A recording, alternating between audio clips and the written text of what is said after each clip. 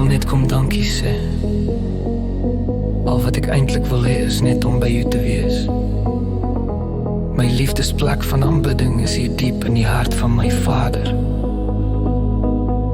My hemelse Vader.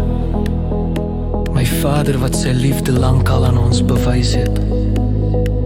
Gedemonstreer het. Uitgestort het. Die kruisiging van die Seun was die uitstorting van die Vader se hart. Die werkverandering in ons deur die krag van die liefde. U vernietig en verdryf die werke van die bose uit elke deel van die mens se gebrokenheid uit. Vader, ek kom sê dankie vir die werking van God se liefde. Liefde wat verandering bring.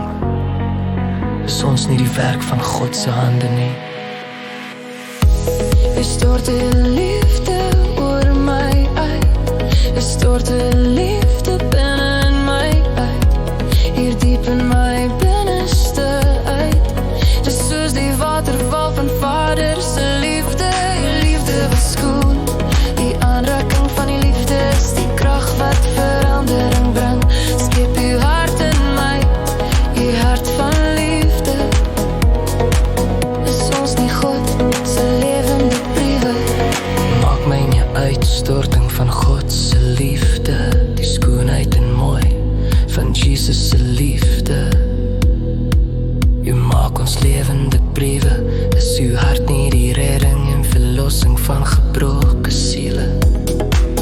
Maak ons lewens soos uw spiele, spiele wat Vader se liefde weerspiegel. Maak die vloei, Ja, die rivier van Vader se liefde los deur my.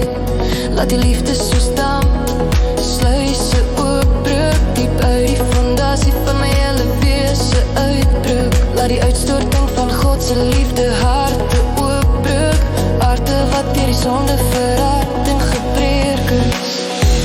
U stort die liefde oor my uit. U stort die liefde binne my uit. Hier diep in my binneste uit. Dis soos die waterval van Vader se liefde. Die liefde was skoon. Die aanraking van die liefde is die krag wat verandering bring. Skep uw hart in my, uw hart van liefde. Is ons nie God se lewende briewe? Here, dit is my gebed, dat die uitstorting van die liefde die nasies na u toe sal trek. U soek net gewillige harte, nederige harte, harte wat bereid is om leeggemaak te word. Maak ons harte skoon van alles wat God se liefde blok. Ons harte is so verstop. Hoe sal jy enige aardekruik vul wat klaar vol is?